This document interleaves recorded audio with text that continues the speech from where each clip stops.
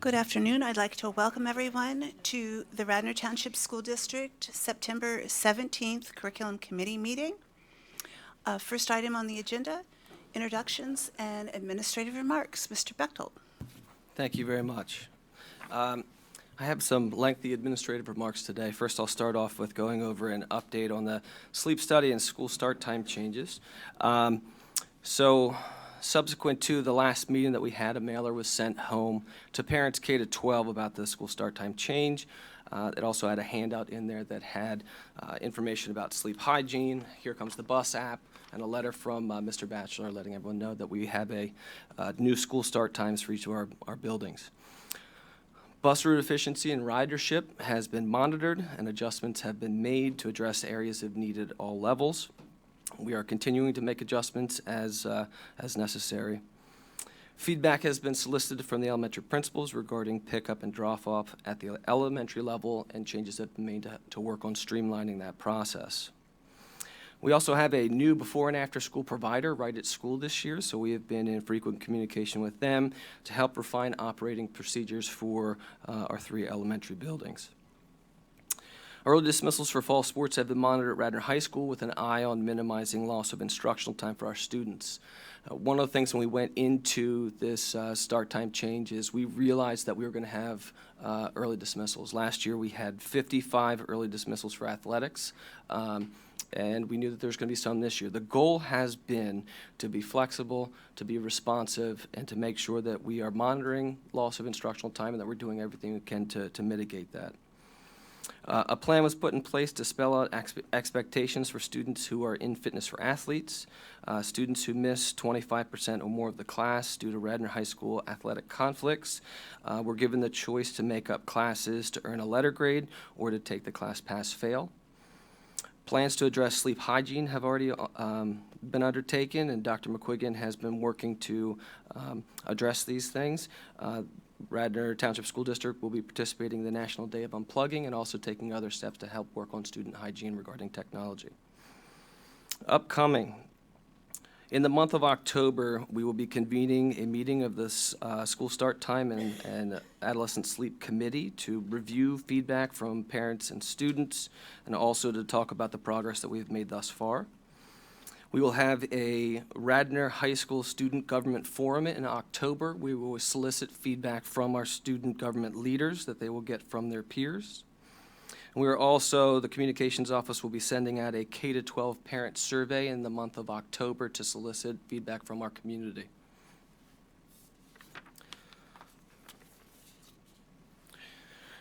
So for the curriculum committee meetings for this year, I'm honestly genuinely excited to be the administrative liaison for this committee, and I'm also excited for the items that we're going to be covering this year. So what I'd like to do is to go through and give a brief overview of some of the agenda items that we plan to cover this year.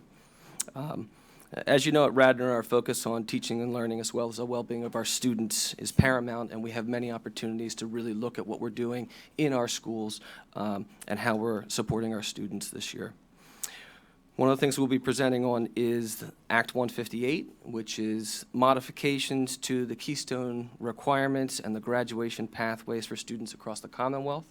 There's a lot of work that went in this summer with Mrs. Kevgis, myself, and Dr. McQuiggan to make sure that we were prepared for the changes that Act 158 brought, and so we will be presenting on that coming up.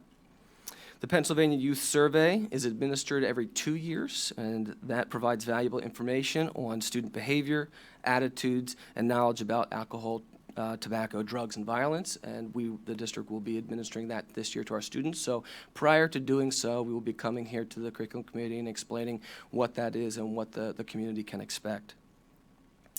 Placement criteria and scheduling. We will be doing a review of criteria used for course placement, as well as the master scheduling process and the timelines we use for building master schedules in our buildings. Feedback will be provided from our vertical teams, as well as from our guidance staff and administrators as we go through this process, and that will be something we will present here as well. We will obviously have our annual building data and goals presentations.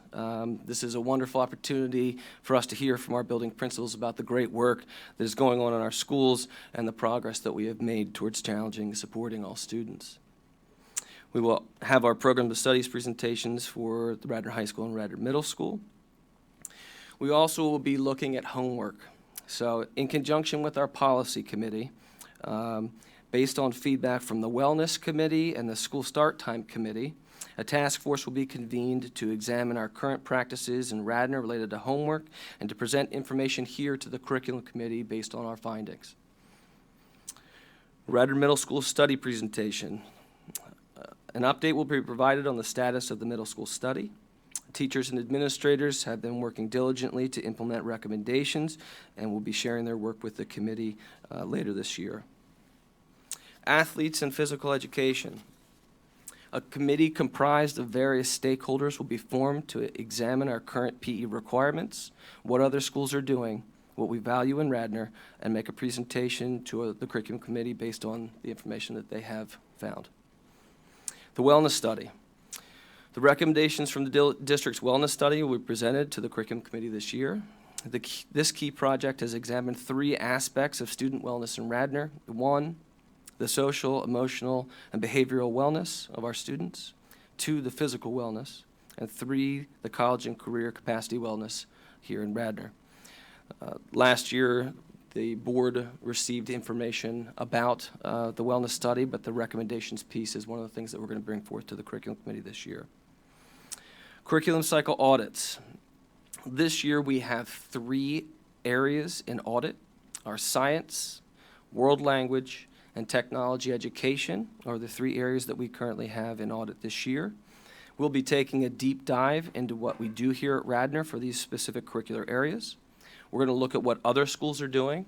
We're going to look at best practices and innovative techniques that are out there and offerings.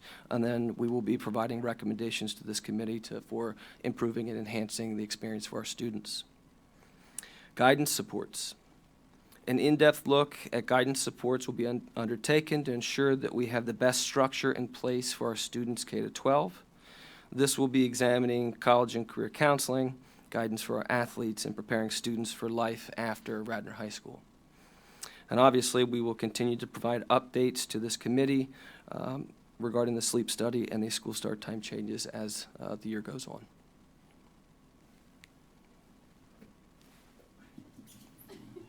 Well, firstly, we are delighted to have you as our liaison for the committee.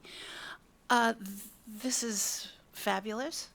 I guess I have a request for us. Could we get a written sort of synopsis of this? I was writing really fast, but I think there was a lot here. I don't want to miss anything. And I guess we will, throughout the year, we'll plan when everything will fall. I think it might be helpful to the committee to also have the curriculum cycle, just to refresh what's in audit, what's up for, the 5-year plan for all the different curriculum areas. That's my initial response. Anybody else have any immediate? And one of the things we'll be talking about as a board at the business meeting next week is our district goals. So many of the things, Mr. Bechtel, Dan mentioned, are some of those things that we've identified as a school board, and as administration to be part of our goals and our priority projects. And you can see from what Dan has shared that those, which items will pertain directly to this curriculum committee as we move forward. I would just say welcome and thanks for getting right to work. It's a very ambitious list, but I'm glad to see we're going to get through it all this year. Thank you. I would also like to say welcome, and here's some feedback for you. Homework. I think it's critical that we look into that. We did it before. We're going to do it again. I think we need to establish what homework is and what's the purpose to begin with. I don't know what the purpose that we have in mind here when we go to think of it as in Radnor. We also need to look at it and how homework impacts the teachers and the way they teach and the way they present the education. Because 2 teachers may be teaching the same information and not have to give out the same amount of homework, such as two twins who are in different classrooms, same grade, come home, one twin might be out playing in the yard while the other one's inside working. They're both learning. Okay, so it's not a, we all know the one-size-fits-all piece. But that's something that's near and dear to me, and it's the purpose, and I think sometimes the purpose of homework is not to keep the kids from growing, from experiencing other things in life, because some of those things are actually more valuable than what they'll learn from the homework that they're assigned, in my opinion, of course. But anyway, welcome aboard, and I'll look forward to some answers to that. Thank you. And you probably know where to find these more readily than I do, but there's been a lot of work on a lot of these areas already. So we did do a homework study. We had a committee not that long ago. That's correct, and I served on that I committee. think you were on it, That's and so I was on it. So we just, want to make sure we're not reinventing the wheel. Let's pick up with what we already have before we, kind of see where we are before we basically redo a lot of work that we already did. Also, there was something else you mentioned. The wellness. So we had a presentation back in May. I think you were here. Correct. And just, you guys were, I think, both here also. So there's a lot of pieces in place that have changed last year that was brought forward to us. So just, we want to make sure, again, that we use what we already got. I don't want to go back and study something we just made some pretty significant changes to for the better, so. No, just, I agree with that 100%. Yeah. We're not looking to reinvent the wheel, and there's been a lot of work that's been done, for example, with the wellness study. So Dr. Kearney is here tonight, and I know that he and the team have been working on that, and so we're looking to continue their work and to present the recommendations that they've been working on this summer.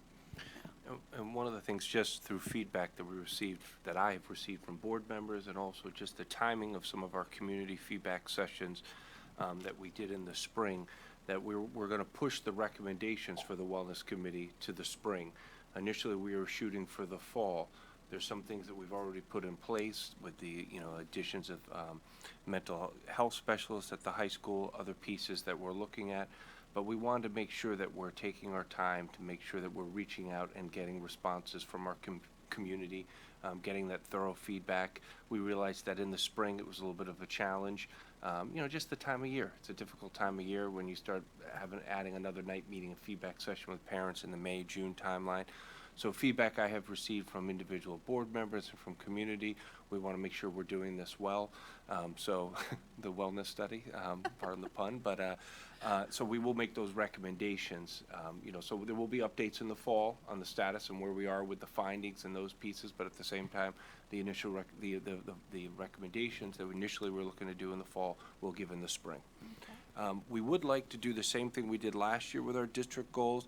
I'd asked individual administrators who are handling goals to reach out to board members and to just have either through email or through a phone call to give feedback on what are your expectations. What are those? So, I would ask the board, and we'll send something to the entire board, but especially the board members on here and curriculum committee, on each one of these topics, as we look at the goals that we approve next week, what are those, as Mr. Mann, as Chuck was just sharing, Chuck, you for homework, you have some pieces that you're curious about. Let's make sure that we know that. Share that with us through email. What are those things that, you have questions about, or you want to make sure the study answers? And that way we can have a dialogue up front about, the study is going to cover that, or you know what, this isn't part of it, here's why, or we hadn't thought of that, we'll try to include that in it. So that's going to be important, and that's something we did last year. No, I turned it off. With regard to homework, we have guidelines right now. I'm not sure if teachers are following that. Like, how is that, sort of disseminated to parents and teachers, what the guidelines already are for each grade? And, I think that's one of it. I don't mean to, I'll let Dan answer, but I think that, I guess I'm jumping in. That's one of the places we're going to start. We have a policy that we created 3 years ago with an AR.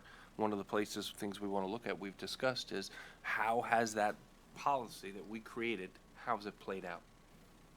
Yeah, and I would say that the wellness study has encompassed a lot of different areas. So as they went through it, and as we got feedback from the sleep study and the school start time change, we got feedback about homework. I know that the wellness study went and surveyed students about homework as well at the middle school and the high school. So we do have some starting data that gave us the information that this is something that we needed to look at.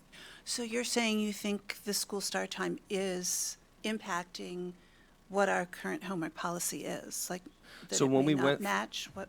When we went through the adolescent sleep and school start time committee, and we gathered feedback from constituents, parents, and students, one of the things that came up is, can you please look at homework and see what the impact has been on homework with students with sleep? When they went through the wellness study, one of the things that came up through the wellness study was like, can you please go and revisit homework and look at that? And so what this is being Okay. responsive to the wellness study and the school start time committee.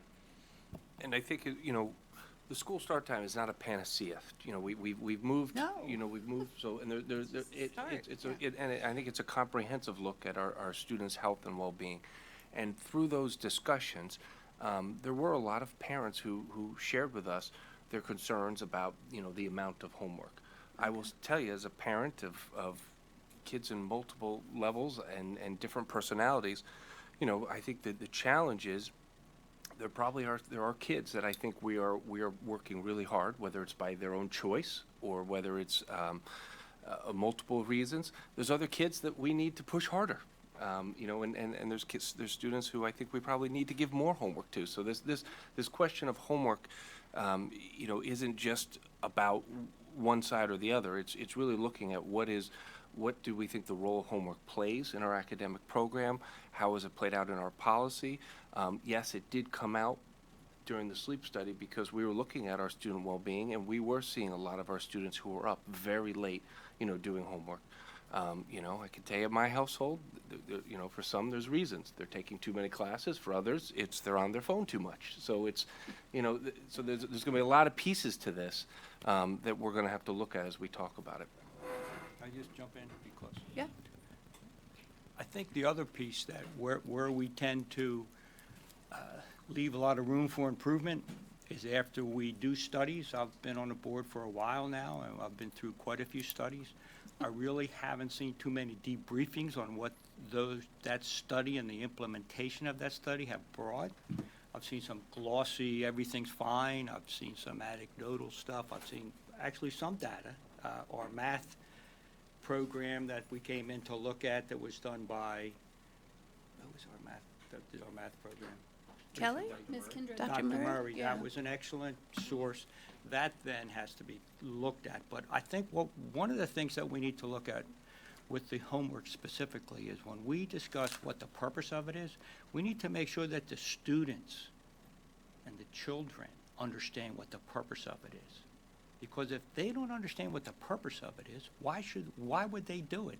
Okay, there's a lot of issues with growing up that you begin to become in charge of yourself. And if you understand why you're doing something, if our list of books for the summer, we read those books, if we're also told we're going to look at the plot development in here, what type of words we're using in this, look at the vocabulary in this, because we're using this so that we can build you as an author and as a better reader.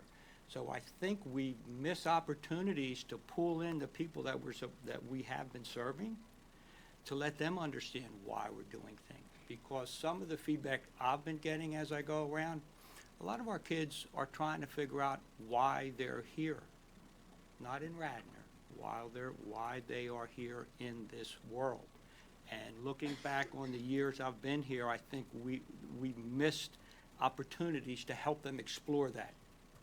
I think we have. And bringing them into the process of how we're doing these things may help that. Now, the other piece, I do believe, we did look at the homework policy the last Yeah. time. I don't think Something like the AR was specific enough for the teachers to actually come up with something that they had to put in place, that they then could be looked upon, gain some data on what have we been doing. So if we do intend to move forward, I think we need to put in place things that we're going to measure at the next level. It's coming at it from a special education piece. Nowadays, because of progress monitoring, all right, before we approve our goal, we need to know how we're going to measure that goal.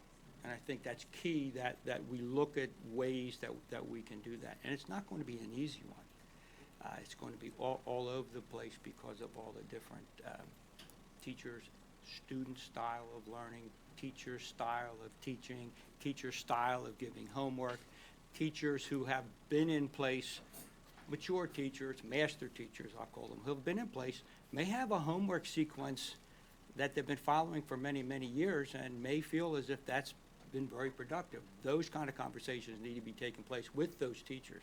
Because if we don't get buy-in from students, teachers, parents, you're not going to go anyplace.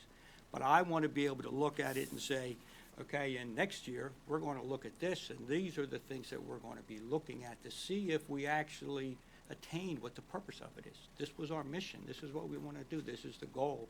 I need to be able to see something to measure it. I think in the past, we've seen some of it, but I think we can improve on it. And since we now have a new leader in our midst right here, I think it's an opportunity for you to come in and say, that's the way we're going to be doing things as we're moving forward, if that's agreeable. But also you can look at Dr. Murray's piece, because I think she did a really good job with pulling people in, with the data, with the information, with the questions, with the survey.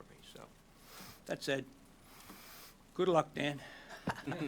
Thank you. Well, so while you're on the homework policy, I don't know how you want to approach it, how wide you want it to be, but there's a lot of discussion about the flipped classroom. You know, how does that fit into, do we even want to talk about that, where that might, I'm not proposing that we do that or an advocate of that in any way, but there's a lot of discussion about it right now.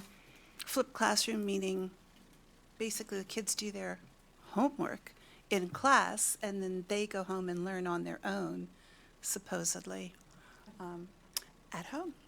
Anyway, I also want to commend you for sending out information to parents on sleep hygiene, because to me, the school start time is really just the start of this, because if we don't help kids structure their time by giving them this extra time, I'm concerned that they're going to use it on their phone or you know, fritter it away. It's really easy to fritter away an hour. So I'm really pleased that we're also working on saying, well, this isn't just, you know, now we're done. Like, we have to work with lots of families, I think, to make it really worthwhile. Anybody else on? We're still just on administrative remarks. We're still on our, well, I didn't know, yeah. What we're going to do this year. This is really important. Do you have any comments on what we're going to do this year? Because we didn't, No, I mean, I actually we're just, hearing this for the first time. no, I think, I do genuinely think it's a great list. And I want to say I know we had some changes at the middle school. People were supposed to come back and give us feedback on how the study was going mid-year, and we set that aside. But I appreciate that you didn't lose sight of that. I'm sure Ken didn't lose sight of it, and that you're bringing it back. I hope that you're going to give Dr. Weidlich a little time to get settled before you throw him in front of the committee. But I do think, but the teachers haven't changed significantly, and I think that it's fair, you know, to keep this moving so we can recognize the positive changes that they have been making and get any feedback we need from them about things that they need to continue to be successful. So I mean, I think that's a perfect example, Chuck, of the fact that there is some debriefing and follow-up already in your list, and I appreciate that. Thank you. I turned it off again. That brings us to our second agenda item, which is public comment. Is there any public comment at this time?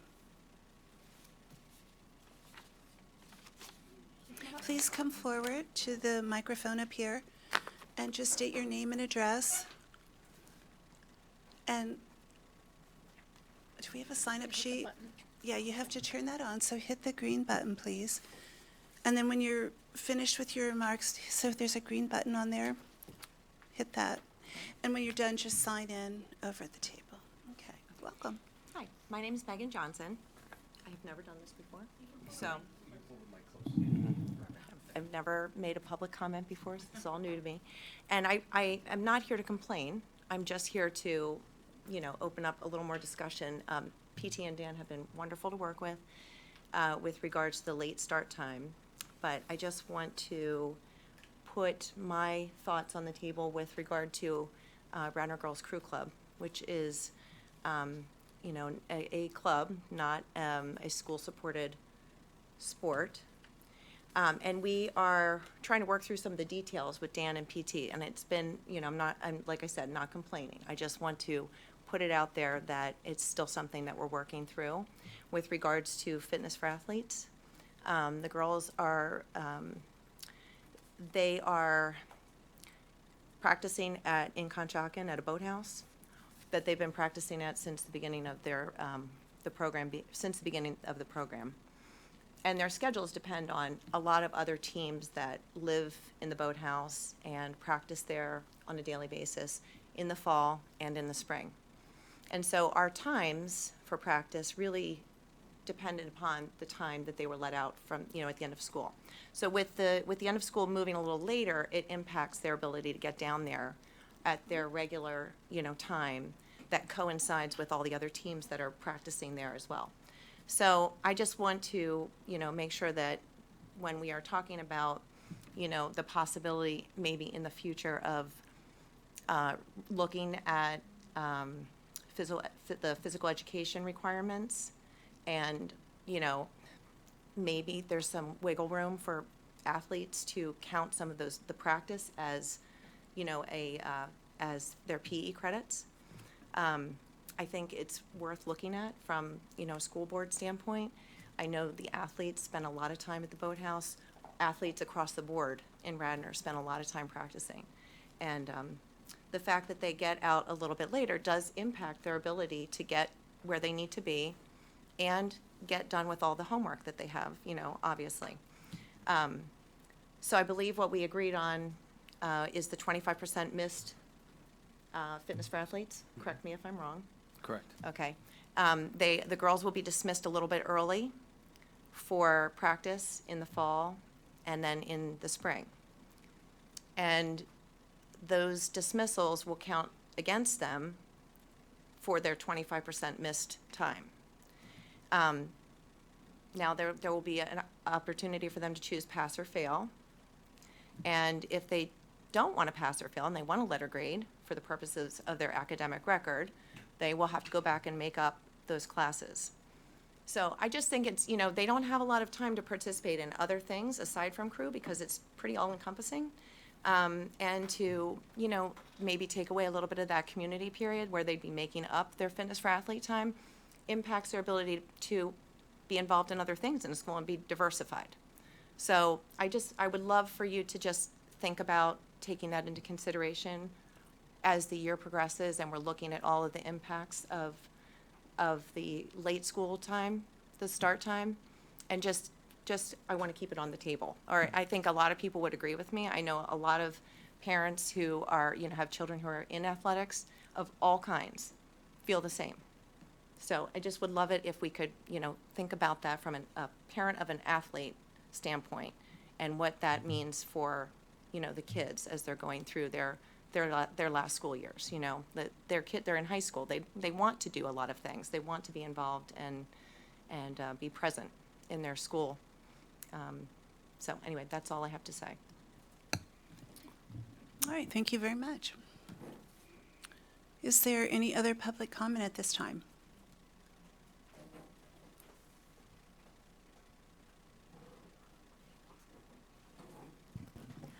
Roberta Winters, 326 Williams Road. I had the privilege yesterday to listen to Dr. Mitch Green, a sports psychologist, and he did a wonderful presentation about the impact of sleep and rest and athletic performance injuries and so forth. And if people would like to look at that, they can go to the Start School Later Southeast Region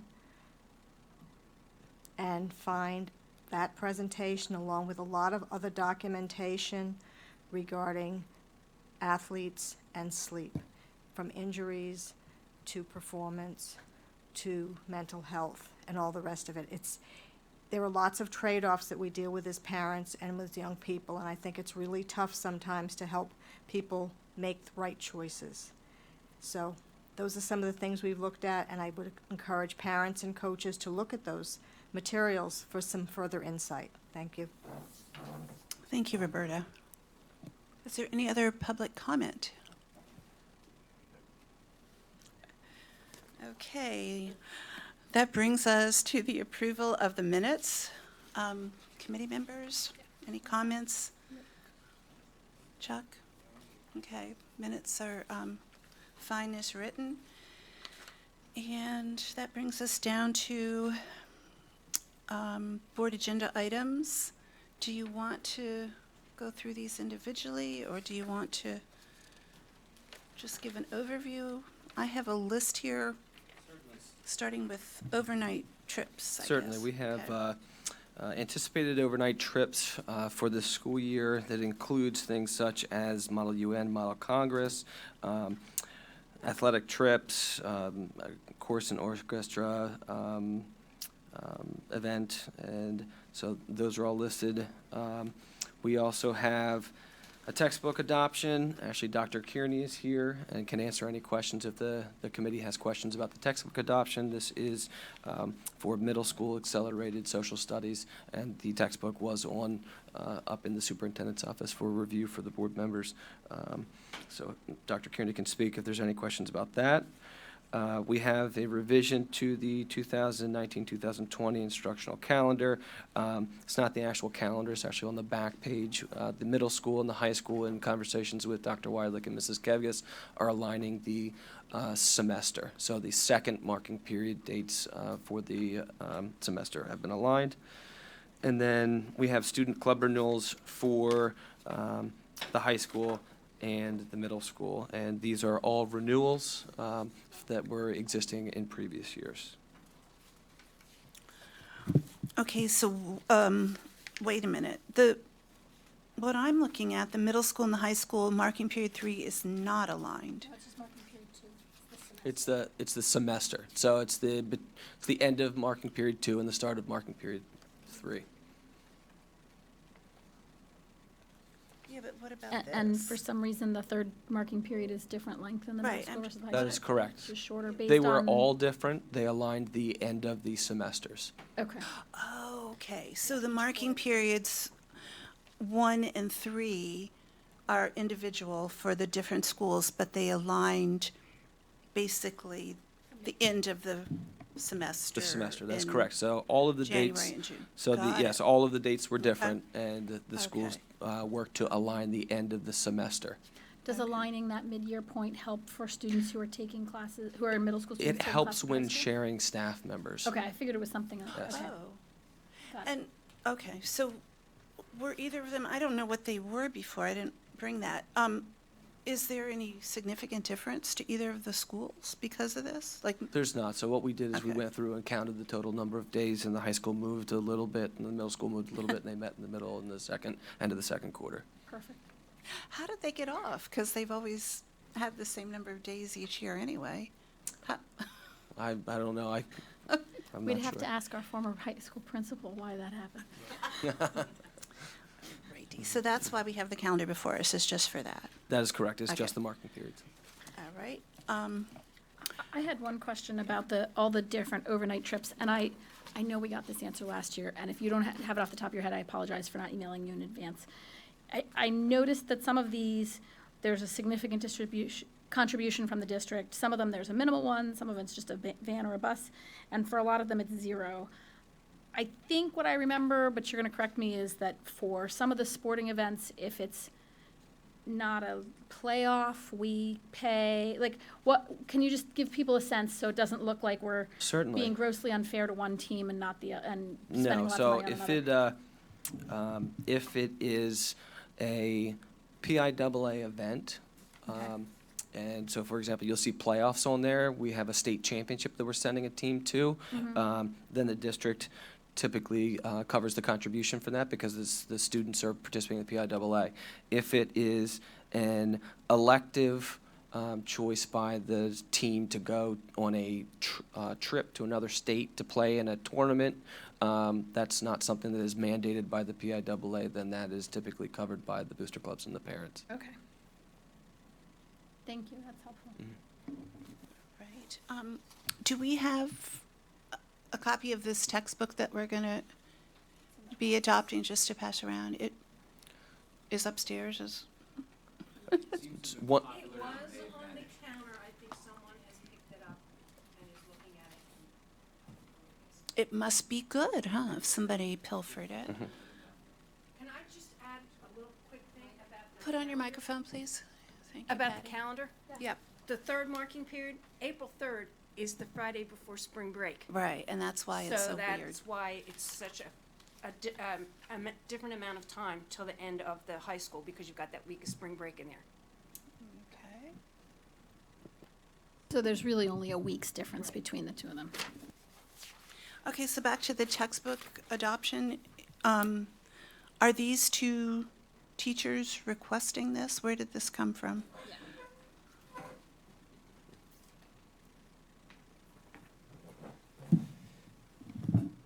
Hello. Oh, So yes, Mrs. Morikawa and Mr. Echternock are requesting that this book be adopted. It's not a textbook. It's a nonfiction book, but it's not a textbook itself.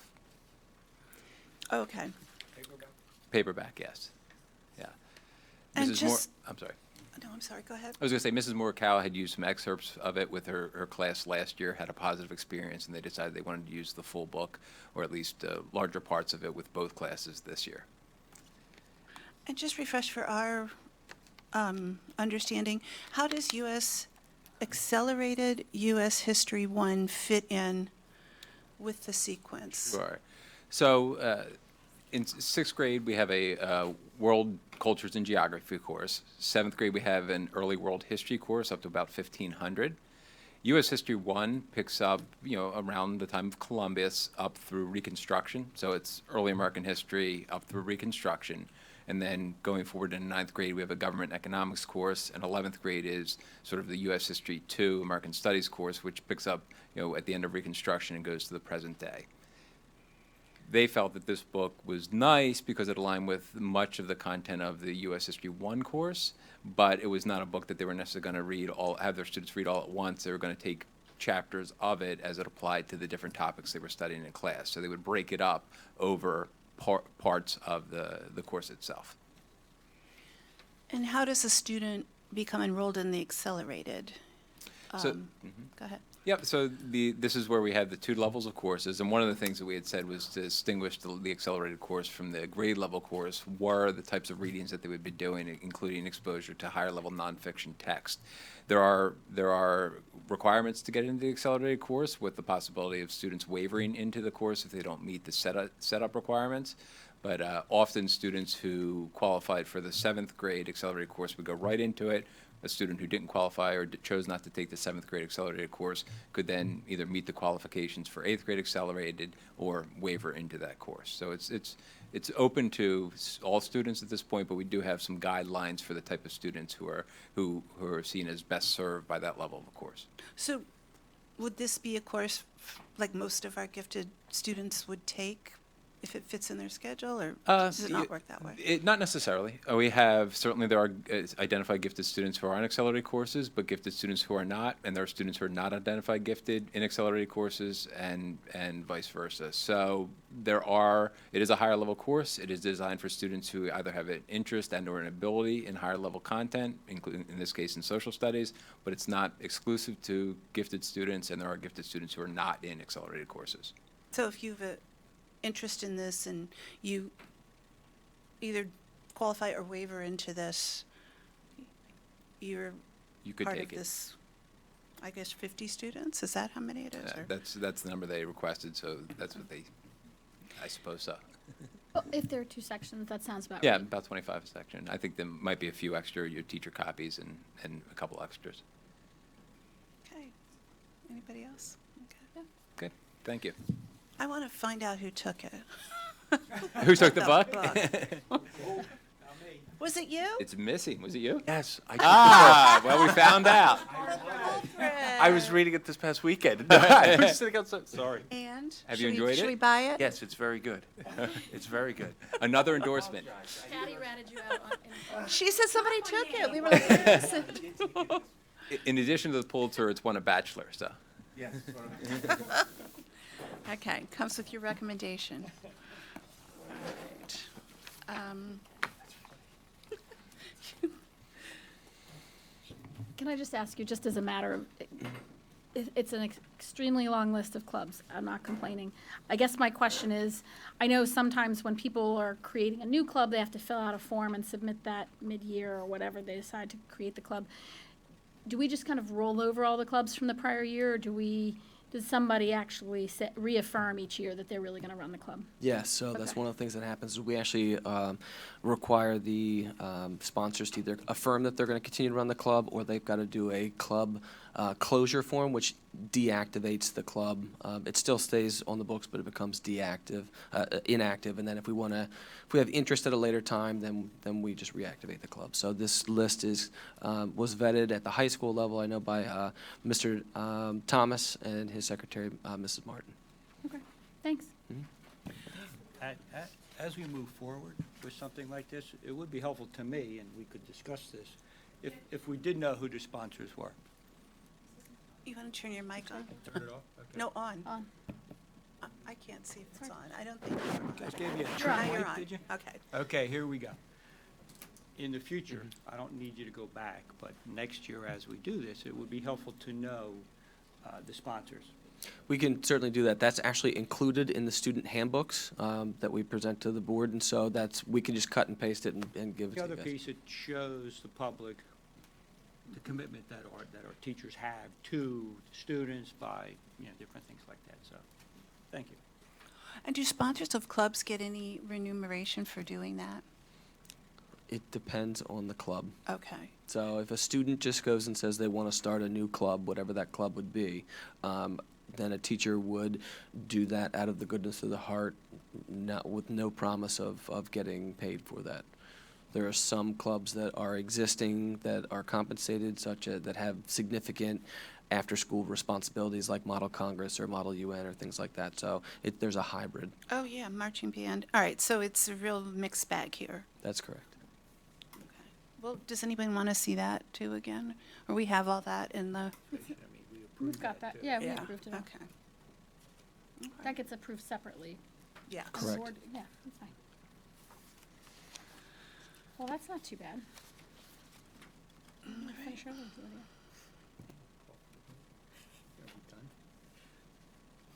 Okay. You have any questions? Okay. Do you think we have the right amount of clubs in the high school? It's the perfect amount. Yeah, actually, Good answer. I was thinking about starting another one because there is a debate club, but my friends and I were talking about it, and none of the things that they debate sound very fun to debate. And so we were thinking about starting a sports debate club. So that might be on the books for next year or later this Or, year. yeah, Yeah. no reason to wait till next year.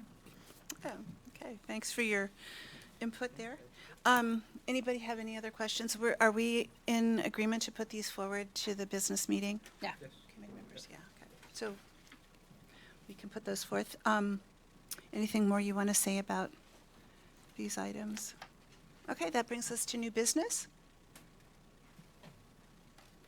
No new business, okay. And that brings us to our last round of public comment. Is there any public comment at this time?